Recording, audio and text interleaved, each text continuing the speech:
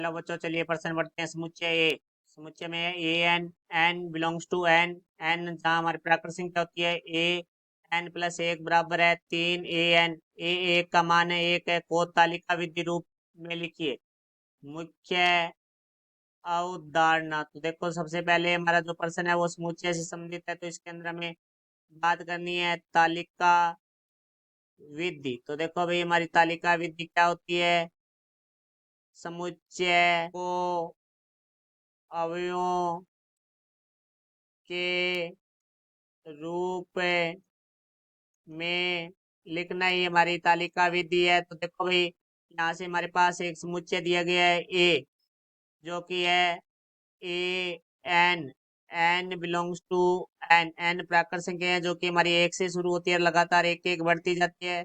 और A N plus एक बराबर है 3 ए एन, और ए एक का मान है वो हमारा है एक। तो देखो अब यहाँ से इसको हल करेंगे तो हमें ए एन प्लस एक बराबर हमारा है 3 ए एन। तो देखो एन प्राकृत संख्या, तो एन का मान एक रखेंगे, तो एक प्लस एक, ए एक प्लस एक 3 ए एक, तो एक और एक दो हो जाएगा, तो ए दो बराबर आ जाएगा 3 एक का मान है, ए एक का मान है एक, तो यहाँ से आ गया 3, ए दो का मान है वो 3 आएगा।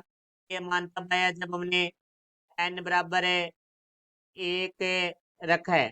तो उसके बाद हम एन बराबर दो रखेंगे, तो देखो भाई एन बराबर दो रखेंगे तो ए दो प्लस एक बराबर 3 ए दो हो जाएगा, तो यहाँ से ए तीन हो जाएगा, ए तीन, तो 3 गुणा ए दो का मान है हमारे पास 3। तो यहाँ से जो ए तीन का मान है वो 3 को हम 3 से गुणा करेंगे तो हमें 9 प्राप्त होगा। फिर देखो एन बराबर हम 3 रखेंगे, तो एन बराबर 3 रखेंगे तो ए तीन प्लस एक बराबर 3 ए तीन आ जाएगा, तो ए चार बराबर हमारा 3 गुणा ए तीन का मान 9 है, तो यहाँ से 27 आ जाएगा। तो यहाँ से देखो जो हमारे पास समुच्चय है ए है वो बनेगा समुच्चय ए का मान एक है, फिर हमारे पास ए दो का मान 3 है, ए तीन का मान 9 है, ए चार का मान 27 है। इस तरह से ये अपरिमित समुच्चय होगा, क्योंकि इसके अवयव आगे चलते ही जाएंगे।